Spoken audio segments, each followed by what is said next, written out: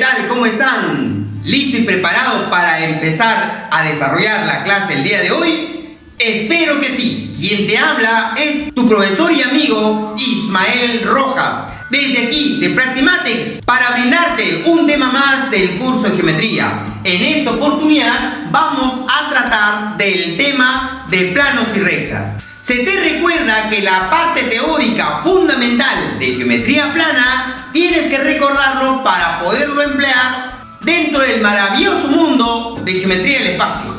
Acompáñame a desarrollar el tema del día de hoy. En esta parte vamos a tratar primero la parte de qué es un plano. Es una determinada superficie representada por conjunto de puntos, conjunto de rectas, que determina también la parte interna o región interior de una determinada figura geométrica. En esta oportunidad nos va a dar la idea como si fuera un papel, como si fuera una pizarra, un tablón, una mesa. Con esta idea nosotros lo vamos a representar de esta manera y nos expresa y nos dice que representa ser el plano A. Recuerda que esta parte puede ser con otro tipo de letras mayúsculas, como puede ser B, puede ser C, puede ser D o la letra que tú desees. No te olvides que en esta parte el plano va a tener una forma de verlo diferente. O sea, va a cambiar tu perspectiva. Normalmente en geometría plana tú observabas directamente la parte de la figura que nosotros mencionamos. Si es un rectángulo, si es un cuadrado o si es un determinado círculo. En esta parte tu perspectiva, ahora esta parte que tú lo veías frontalmente, ahora lo vas a ver en forma de diagonal, en forma de costado o manteniendo una perspectiva muy diferente. Entonces tienes que tener bastante cuidado a la hora de aplicar, dibujar o graficar, interpretar un determinado problema. En esta oportunidad he dibujado una figura rectangular que nosotros estamos observando de una perspectiva muy diferente, que para nosotros esta figura en geometría plana representa ser un romboide, pero para geometría del espacio va a representar ser una mesa mirando de costado. Y esa mesa puede ser una figura rectangular, como también puede ser cuadrado o puede ser incluso hasta rombo. Entonces tienes que tener cuidado a la hora de graficar. Tenemos que tener en cuenta también cosas fundamentales como algunos teoremas. ¿Cuánto o como mínimo qué necesito para formar un determinado plano? En esta oportunidad he colocado como 3 puntos no colineales. Recuerda por favor que tiene que ser 3 puntos y esos puntos sí o sí tienen que ser no colineales para que al unirlo me genere un plano triangular. Recuerda que una figura geométrica es un conjunto de líneas cerradas. Entonces, para formar un plano triangular, como mínimo necesito 3 puntos no colineales. Ojo, ojo, tiene que decir no colineales. No vayas a caer en un problema más adelante. 3 puntos siempre genera un plano falso. Tiene que decirte 3 puntos no colineales. Ahora, vamos al siguiente. Un punto y una recta. Recuerda también que para formar un plano necesitas tener un punto y una recta. Si tú tienes un punto y una recta, vas a formar un plano siempre y cuando el punto y la recta no pertenezcan a ellas mismas. ¿Correcto? Bien. Tú trazas una recta, trazas un punto por cualquier lugar, unes y vas a formar como mínimo un plano triangular. También tenemos por aquí a las 2 rectas secantes, ¿ya? O sea, como mínimo necesito también 2 rectas secantes para generar un determinado plano. Tenemos también a dos rectas paralelas, también para generar un determinado plano. Tienes que tener cuidado. Dos rectas genera un plano, no, tiene que decirte o recta secante o recta paralela. Las rectas secantes sí o sí se tienen que cruzar. Las rectas paralelas sí o sí tienen que tener una distancia de separación entre ellas. Y entre ellas no se puede cortar. Eso es por teoría. Eso es por teoría en geometría plana. Si ya te hablan de 3 puntos, te hablan de dos rectas, sea secante o paralela, puedes utilizar esta formulita para encontrar la cantidad de planos que tú estás buscando. Como por ejemplo, me dice, quiero encontrar la cantidad máxima de planos con 6 puntos, por ejemplo. ¿Ves? Entonces, acá arriba irá siempre la cantidad total, sea en puntos, sea en rectas. Si me hablan de 6 puntos, acá tienes que colocar 6. Me están mencionando exactamente de puntos, acá tendría que ser sí o sí 3. Si me hablan de cantidad total de rectas, entonces automáticamente acá tiene que ser sí o sí 2. Muy bien, entonces, ¿cómo se va a descomponer? Esto se descompone como n factorial. ¿Qué significa factorial? Un conjunto de números que se tienen que multiplicar, sea descendente o ascendente. Ahora, aquí debes colocar la resta de n menos k y sacarle su factorial. Y luego multiplicarle por k factorial. De esta manera es lo que nosotros vamos a tratar de descomponer, operar, y me sirve para encontrar el número de planos máximos. ¿Ya, muchachitos? Máximos. No te olvides, por favor, esta propiedad para poderlo emplear dentro de un determinado ejercicio. Ahora vamos a tratar de explicarte y que entiendas la parte de posiciones relativas entre dos planos. Normalmente, cuando te hablan de planos paralelos, nos tenemos que dar la idea entre el techo y el suelo. El techo representa ser un plano, el suelo representa ser otro plano, y entre esos dos planos jamás se tienen que cortar. Profe, yo observé, yo vi una casa que más o menos está inclinada, un techo con el suelo. Entonces significa que esa estructura está mal construida. Profesor, otro ejemplo, puedo observar también una pared de la derecha, una pared de la izquierda, siempre y cuando tenga la misma distancia de separación, nos puede dar la idea también de planos paralelos. Yo lo he representado de esta manera: plano P, plano Q, y ambos planos son paralelas, significa que no se van a cortar. Pero ¿qué sucede si yo tengo un plano que se corta? Por ejemplo, el techo se corta con una pared, va a generar una línea, y esa línea se le va a conocer como arista. ¿Ya? Lo vamos a colocar por este lado. ¿Ya?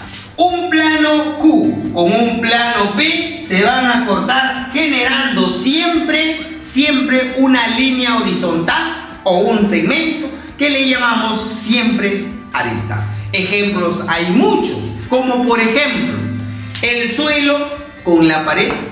Esa línea que me da el suelo con la pared debe llamarse arista. Otro ejemplo puede ser entre la viga y la columna, también genera una determinada arista. Profesor, una esquina, una fila, el filo de la regla también nos da la idea de arista, porque se están cortando dos determinados planos. Ahora nos vamos a las posiciones entre dos rectas en un determinado plano. ¿Qué sucede si yo dibujo un plano y dentro del plano observo que hay dos líneas o rectas paralelas? ¿Qué debe suceder? Obviamente entre ellas deben mantener una distancia de separación, y ambas rectas son coplanares. ¿A ¿A qué llamamos coplanares? Que representa ser un determinado plano o que pertenece en el mismo plano, no puede estar fuera del plano. Ahora, cuando agarramos un plano y trazamos dos rectas, obviamente llamadas rectas secantes, se van a cortar en un determinado punto. A estas rectas, también llamadas rectas coplanares, porque pertenecen también dentro de un determinado plano. Recta labiada. ¿A qué llamamos rectas alabiadas? Cuando son dos rectas en distintas posiciones. Una de ellas pertenece al plano y la otra no pertenece al plano. Entre ellas se van a cortar, no se pueden cortar.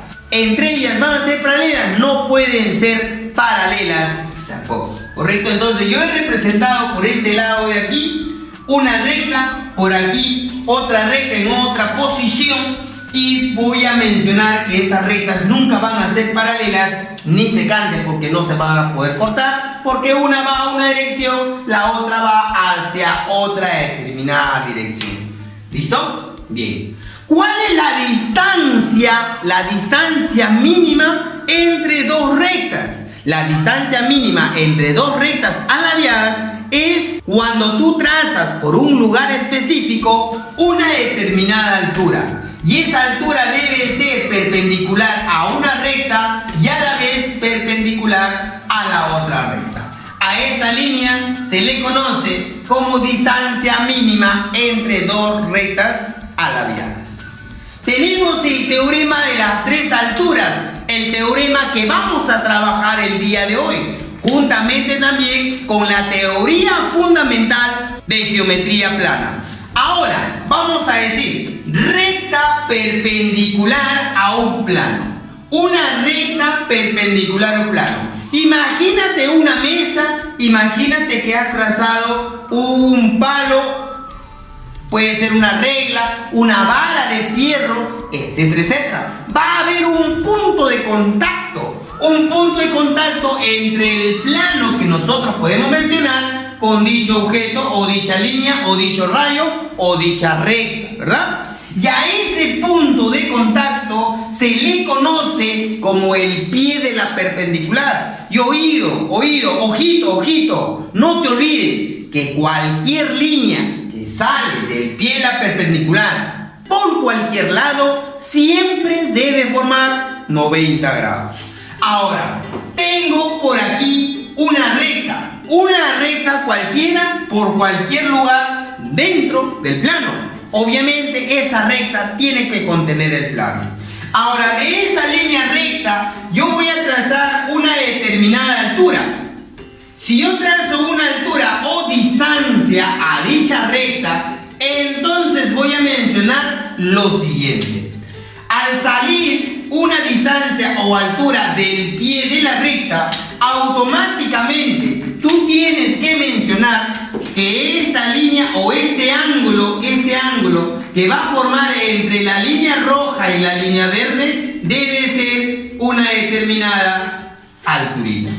Ahora, como yo ya tengo la primera altura que vendría a ser la recta perpendicular al plano, tengo la segunda altura que he trazado, una distancia a la recta de color negro. Entonces ahí, al trazar dos alturas, debe intervenir la tercera. ¿Esto qué quiere decir? Cualquier punto que yo tome en la recta perpendicular y al unir con el punto A debe formar siempre un ángulo de 90 grados. O sea, si yo agarro y trazo desde el punto, no sé, se me ocurre desde el punto Q hacia el punto A, entonces automáticamente debe formar la tercera alturita. ¿Correcto? Vuelvo a repetirte una vez más. Una recta perpendicular, pie de la altura, cualquier línea que sale del pie de la perpendicular, no te olvides, formaría un ángulo de 90 grados. Al trazar una distancia a una línea, obviamente distancia es una altura, y al unir cualquier punto de la recta perpendicular con este punto de choque, esa línea o ese segmento siempre representa ser la tercera altura. ¿Para qué hago eso? Para formar por aquí un teorema fundamental conocido por ustedes que se llama el teorema de Pitágoras. Dentro del triángulo vamos a generar un angulito tita, y a ese angulito tita se le conoce como ángulo diedro, ¿correcto? No te olvides, por favor, ángulo diedro, el ángulo formado entre una línea y el plano. Profe, ¿el ángulo diedro también puede ser formado con dos planos? Por supuesto, puede ser formado también por dos determinados planos. Listo, muchachos, hemos acabado la teoría. Ahora te toca a ti en repasar la teoría y aplicarlo dentro de un determinado problema. Si te gustó la clase, no te olvides dejar un super me gusta, suscríbete a mi canal, activa la campanita y comparte el video con todos tus amigos. Y no te olvides, síguenos en las redes sociales como Practimatex y estamos también en Instagram como @1Practimatex. Muchachos, ahora nos vamos a desarrollar los problemas del día de hoy.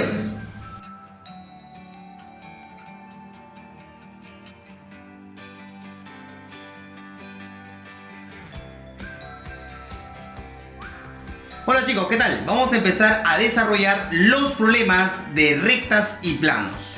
Vamos a empezar con la pregunta número 1. Pregunta número 1. Calcular el número máximo de planos que se pueda formar con 6 puntos no colineales. Vamos a usar la siguiente formulita que voy a colocar en el lado derecho. Combinación. De 6 acá arriba siempre va a ir la cantidad de puntos, o sea, la cantidad total, y abajo que necesitas para formar un plano si hablamos con puntos. Si hablamos con puntos, entonces como mínimo tendré que utilizar el 3.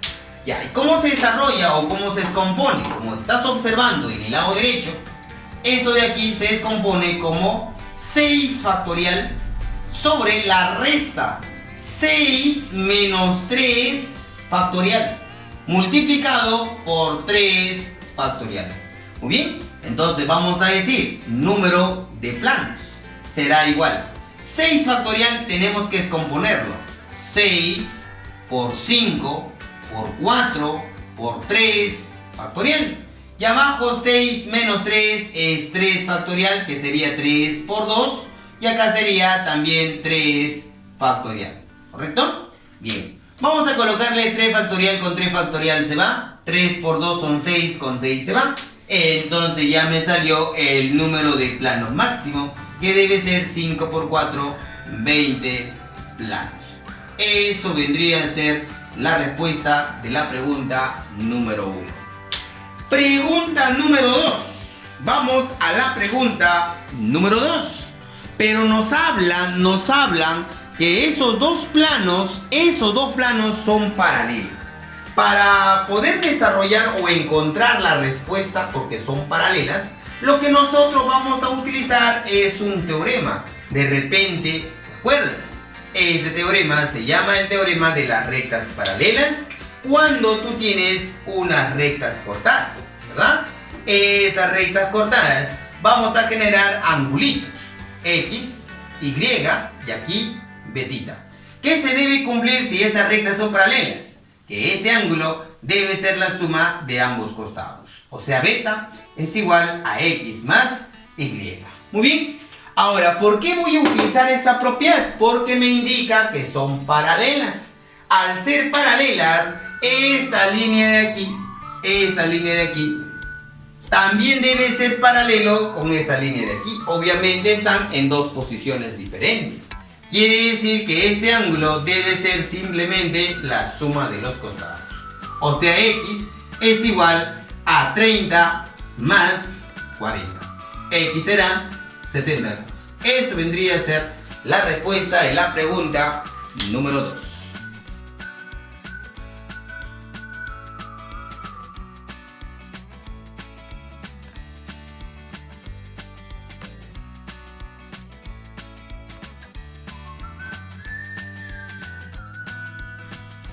Bien chicos, pregunta número 3. En las siguientes proposiciones indica verdadero o falso según corresponda, ¿correcto? Enunciado número 1. Una recta y un punto determina un plano. Eso es falso, ¿verdad? ¿Por qué, profesor? Porque esa recta y ese punto no deben coincidir en sí mismas. Claro, tienen que ser alejados uno del otro. Enunciado número 2. Dos rectas que no se intersecan son paralelas. Eso también es falsaza, ¿verdad? Eso es falso. Pregunta número 3. ¿La intersección de dos planos puede ser un punto? Eso también es falso. ¿Por qué? La intersección de dos planos siempre nos va a dar una arista, ¿verdad? Una arista. Y esa arista vendría a ser un segmento. 4. Si una recta es paralela a un plano, entonces será paralela a todas las rectas contenidas en dicho plano. Esto también es recontra falsaza, ¿verdad? Listo. Muy bien. Vamos a la pregunta número 4. ¿Listo? Pregunta número 4. Me dice, si A y B pertenecen al plano P. A y B pertenecen al plano P. Calcular la longitud de la proyección AH sobre el plano. Si AH vale 50, BH vale 48, ¿ya? Esos son los datos y me dicen que BH es perpendicular al plano. Jovencitos, si BH es perpendicular al plano, el punto B se le considera o se le llama como pie de la perpendicular. ¿Esto qué quiere decir? Que cualquier línea que sale del pie de la perpendicular siempre debe formar un 90 grados. O sea, esta línea de aquí debe formar 90 grados. Por aquí también debe formar 90 grados. O sea, cualquier línea que sale del pie de la perpendicular siempre debe formar un 90 grados. ¿Ya, muchachos? Cuando me indica que es la proyección, relaciónalo con sombra. Si es sombra, esta línea, para encontrar la sombra, si yo quiero saber la proyección del segmento AH, debo trazar dos distancias de los extremos. Como este punto A le pertenece al plano, no voy a trazar una altura. El punto H ya está trazado en la altura, excelente. Ahora me faltaría trazar esta parte de aquí. Como esta línea está saliendo del pie de la perpendicular, aquí debe ser 90 grados. Muy bien. Y esto vendría a ser la proyección o la sombra de AH. Por lo tanto, aquí vamos a considerarle el teorema de Pitágoras. ¿Y qué me dice el teorema de Pitágoras? Eso tú ya lo sabes, ¿verdad? Vamos a colocarle por este lado. Vamos a usar el teorema de Pitágoras. Cateto x elevado al cuadrado más cateto 48 elevado al cuadrado debe ser igual a la hipotenusa, que es 50 elevado al cuadrado. Desarrollando esto, x te tiene que salir 14. Respuesta de la pregunta número 4. Recuerda que la 5 lo haces tú.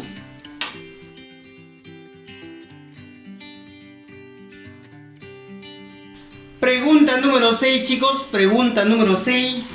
Me dicen calcular, atención por favor, si PQ es perpendicular al plano R.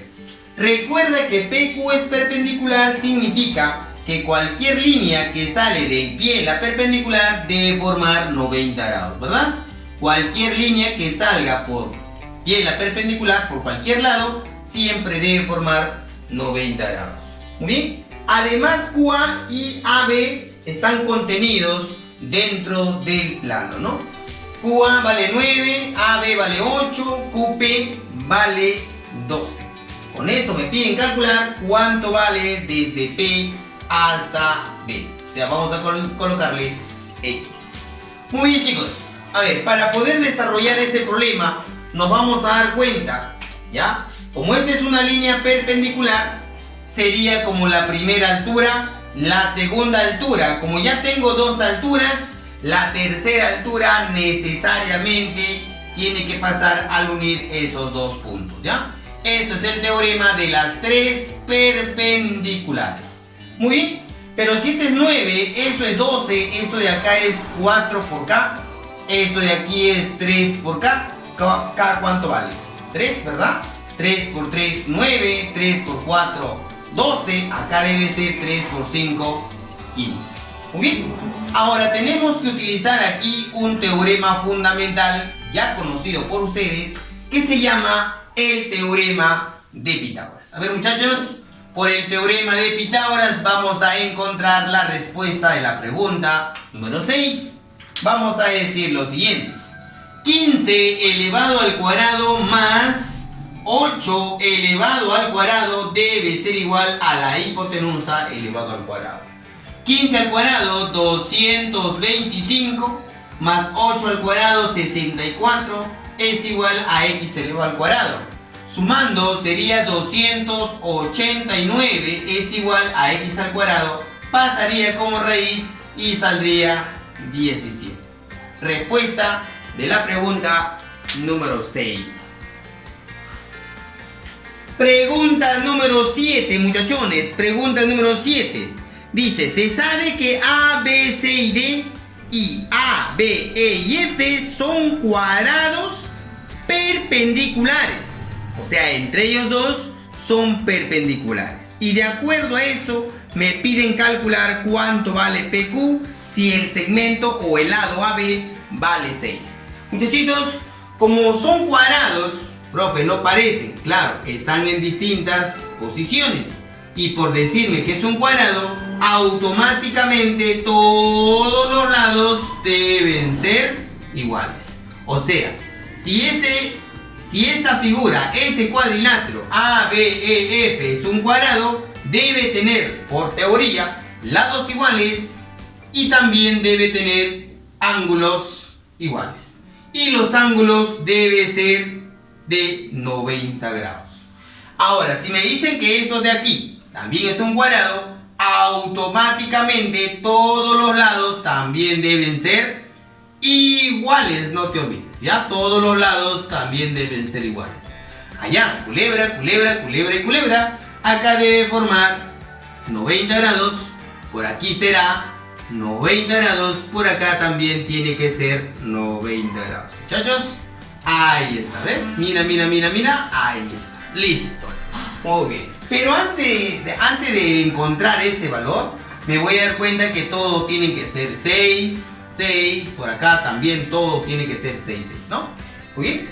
Ahora, para encontrar lo que es esa distancia de P hasta Q, debo buscar formar el ángulo diedro.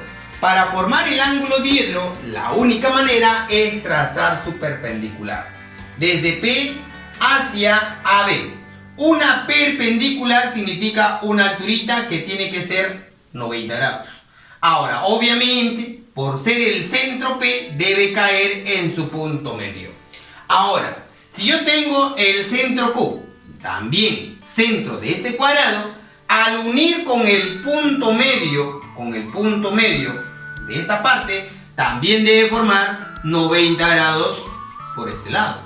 Recuerda, este 90 de acá le pertenece a la base del suelo y este 90 le pertenece a la base perpendicular, ¿correcto? Generando un ángulo diedro, como me dicen que ambos planos son perpendiculares, vamos a generar un 90 grados aquí. Muy bien. Si esto de acá es 6 y esto es una altura del centro del cuadrado, acá tiene que ser 3. Si esto de acá es 6 y esto es el centro y ha trazado una altura, acá también tiene que ser 3. Muy bien, vamos a usar el teorema de Pitágoras o simplemente el triángulo notable. 3, 3, x será igual a 3 raíz cuadrada de 2. Eso es la respuesta de la pregunta número 7.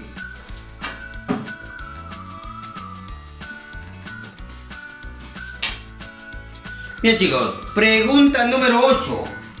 Pregunta número 8 dice, según el gráfico OP es perpendicular. Jovencito, Si OP es perpendicular al plano del círculo y es el centro, entonces el centro debe ser el pie de la perpendicular, ¿verdad?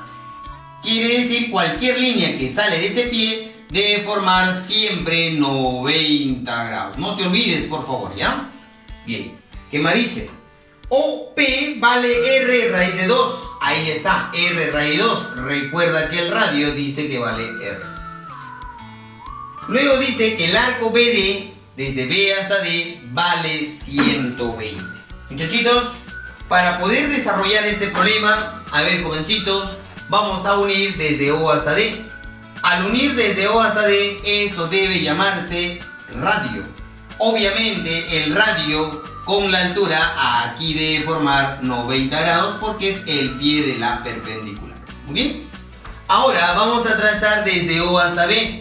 También esta línea debe ser radio y debe formar un 90 grados por ese lado.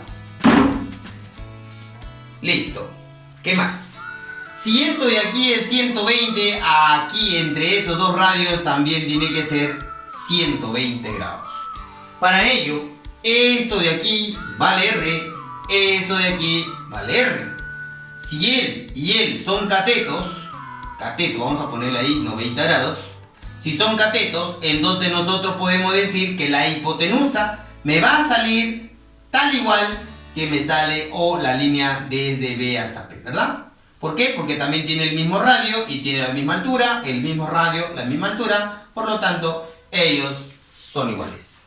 Bien, ahora, ¿qué me están pidiendo en la pregunta número 8? Me dicen calcular el valor de X, ¿no? El ángulo formado entre ellos dos. Muy bien, muchachitos, para esto vamos a utilizar al triángulo, vamos a ponerle por aquí, triángulo isósceles, ¿ya? El triángulo isósceles. ¿Qué es un triángulo isósceles? Es aquel triángulo que tiene dos lados iguales. Estos dos lados son iguales y su ángulo entre ellos vale 120 grados. ¿Bien? Obviamente, aquí es R, aquí es R. Lo que tú puedes hacer en esta parte es trazar una determinada altura. Al trazar una alturita, automáticamente debe caer en el punto medio y debe partir en bisectriz, ¿verdad? En bisectriz. Por aquí 60, por acá 60 grados. Si es de 60 a 60, acá tiene que ser 30 y 30. Bien, muchachones. Bien. Ahora, ¿qué te parece que si en vez de R, acuérdate, en vez de R lo colocamos 2 veces K? Ojo, recuerda que R vale 2K, ¿ya? Si esto es 2K, al frente de 30 vale K y aquí sería K raíz de 3. Utilizando el triángulo notable de 30 y 60. ¿Bien? Entonces, esa misma idea vamos a utilizarlo en el gráfico. Al unir desde B hasta D, esto de acá representa ser el triángulo isósceles que he dibujado por ahí. ¿Bien? Ahora, nosotros lo vamos a agarrar y vamos a trazar una alturita. Al trazar esta alturita, escucha por favor, esta alturita de acá, esta alturita debe ser una altura del triángulo isósceles, pero a la vez está saliendo del centro que vendría a ser el pie de la recta roja. Quiere decir que por aquí también debe formar un 90 grados, porque cualquier línea que sale del pie formaría es 90. Pero como es triángulo isósceles, automáticamente cae en el medio. Muy bien, miren lo que yo voy a hacer. Voy a unir desde P hacia este punto medio. Nos vamos a dar cuenta, jovencitos, como es triángulo isósceles por este lado, la altura es mediana, pero también es bisectriz. O sea, ambos lados son iguales, X medios, X medios. ¿Esto cuánto me salió? K raíz de 3. Listo, ¿cuánto era R? 2 veces K. Voy a colocarle por aquí 2 veces K. Muy bien. ¿Esto cuánto sería? 2 veces K multiplicado por la raíz de 2. ¿Puedes encontrar toda la culebrita? Sí, por intermedio del teorema de Pitágoras. Vamos a usar el teorema de Pitágoras. A ver, ¿cómo será Pitágoras o cuánto me saldrá esa partecita? Para ello voy a decir cateto al cuadrado 2 raíz 2. Voy a colocarle solo los valores, la constante lo coloco al final, ¿ya? Entonces vamos a colocar de esta manera, mira. 2 raíz de 2. Aquí vamos a ponerle, ¿cuánto? 2k más, acá sería el cuadrado, más 2 elevado al cuadrado. Esto es igual a la hipotenusa. Vamos a ponerle b, ¿ya? b elevado al cuadrado. Opera 2 al cuadrado 4. 4 por 2 más 4 igual a b elevado al cuadrado. Sumamos 8 más 4, 12. 12 raíz cuadrada de 12 es igual a b. Pero b tendrá que ser 4 por 3, ¿no? O sea, 2 raíz de 3. Muy bien, si b vale 2 raíz de 3, esto también vale 2 raíz de 3. Aquí voy a colocarle con una constante. ¿Bien? Recuerda que este es k raíz de 3, aquí también k raíz de 3. Y mira que has formado por este lado. Has formado un triángulo notable, mira, ve. Si esto es 2 raíz de 3k y esto es su mitad, entonces, ¿en qué triángulo rectángulo un cateto es la mitad de la hipotenusa? Eso solo se cumple en el triángulo de 30 grados.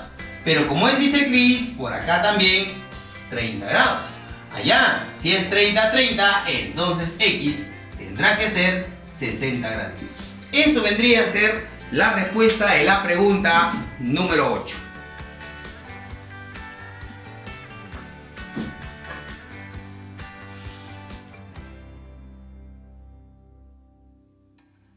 Pregunta número 10. Me dicen, según observas, es una laptop. Así dice, ¿no? Es una laptop, ¿ya? Conformada por 2 cuadrados.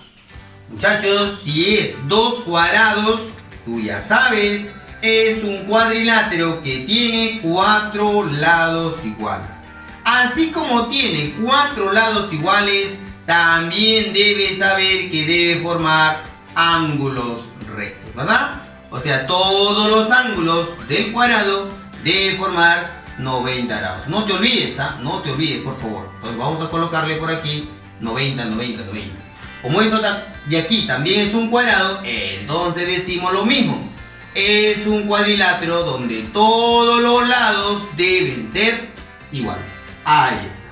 Todos los lados deben ser iguales. Muchachos, por aquí también colocamos 90. Por aquí colocamos 90. Por acá 90. Y por aquí también 90 grados.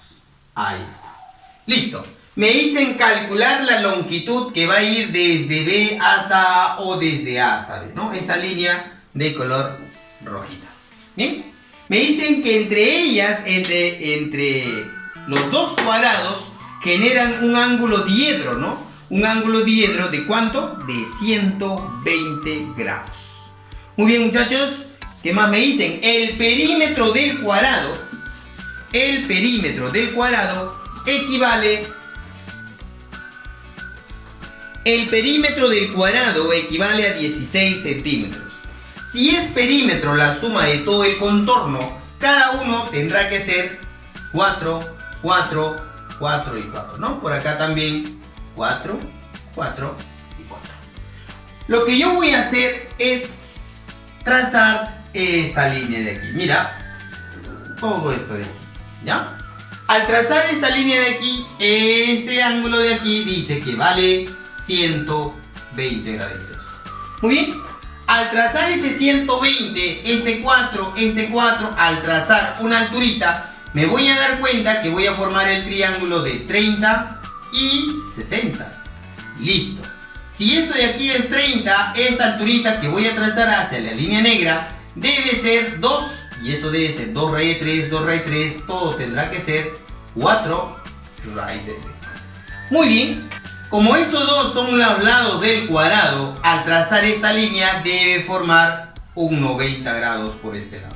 Automáticamente vamos a formar aquí un triángulo rectángulo. Y en este triángulo rectángulo puedo yo utilizar el teorema de Pitágoras. Voy a decir 4 elevado al cuadrado más 4 raíz de 3 elevado al cuadrado y esto es igual a la hipotenusa elevado al cuadrado. Aquí saldría 16 más 16 por 3, 48. Esto de acá es igual al x al cuadrado. Al sumarle vendría a ser 64. Es igual a x al cuadrado y x vale 8. Eso vendría a ser la respuesta de la pregunta número 10.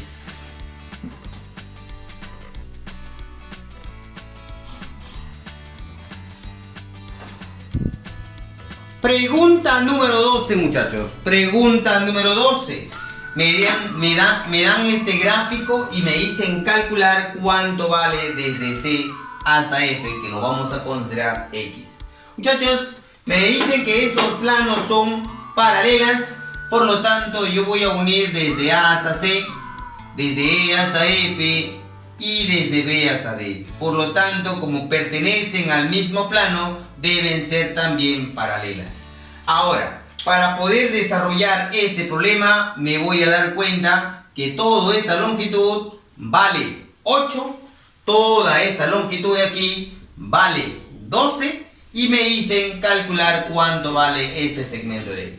Para poder desarrollar, vamos a utilizar un teorema conocido por ustedes por Tales, ¿ya? El teorema de Tales. Bien, para poder utilizar el teorema de Tales, voy a operar esto de aquí. A él le voy a poner B. EB lo he considerado. EB lo he considerado B. Por lo tanto, ese B negativo pasa al otro lado. Entonces me sale FD, que vendría a ser 1 más B. ¿Dónde está FD? Está aquí. Sería 1 más B. Utilizando el teorema de Tales, diré lo siguiente. Lo que hago a un lado, tengo que hacer al otro lado. La misma forma de división. Todo, o sea 8, dividido con el segmento de abajo, B, debe ser igual a todo 12 dividido entre el segmento de abajo, que sería 1 más B. Simplifiquemos. Cuarta 2, cuarta 3. En aspa voy a tener aquí 2 más 2 veces B igual a 3 veces B, pasa a este lado, B vale 2. Si B ya vale 2, entonces ya me salió la respuesta, porque esta suma me debe dar 12. Entonces voy a decir X más, todo este valor sería 2 más 1, 3. Y eso es igual a 12, pasa a restar y X vendría a ser 9. Respuesta de la pregunta número 11. Vamos a la pregunta número 12. Me dicen calcular la medida del ángulo APH. APH. Vamos a considerarle aquí el angulito X. ¿Ya? Me dice también que PH es perpendicular al plano. Si es perpendicular al plano, el H vendría a ser el pie de la altura, ¿verdad?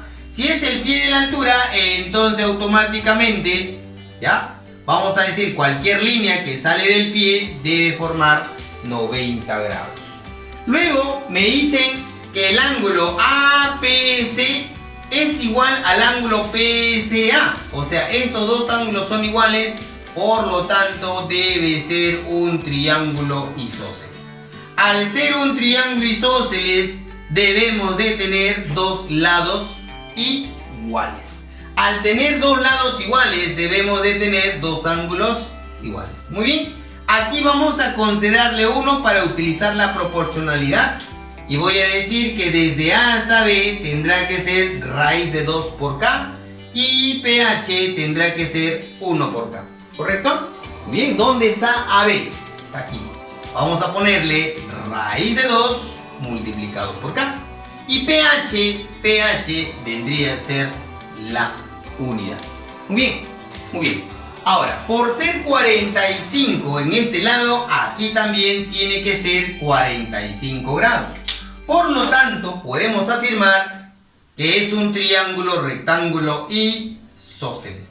Si es un triángulo rectángulo isósceles, los catetos se deben repetir. O sea, si esto es raíz de 2K, aquí tiene que ser raíz de 2K, ¿no? Vamos a ponerle bonito. raíz de 2K.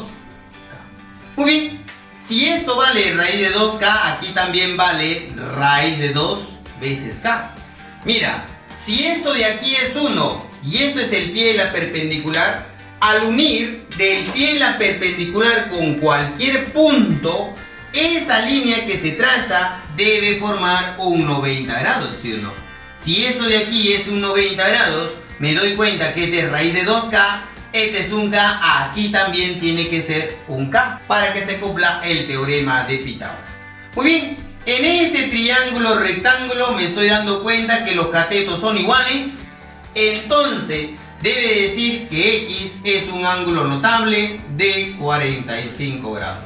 Respuesta de la pregunta número 12. Muy bien, chicos, hemos acabado los problemas del día de hoy. No te olvides cumplir con los problemas 5, 9 y 13. Y recuerda, cada vez que sales de casa, utilizar tu mascarilla. Porque te cuidas tú, también me cuido yo. Ya, chicos, cuídense mucho. Hasta la próxima clase. Chau.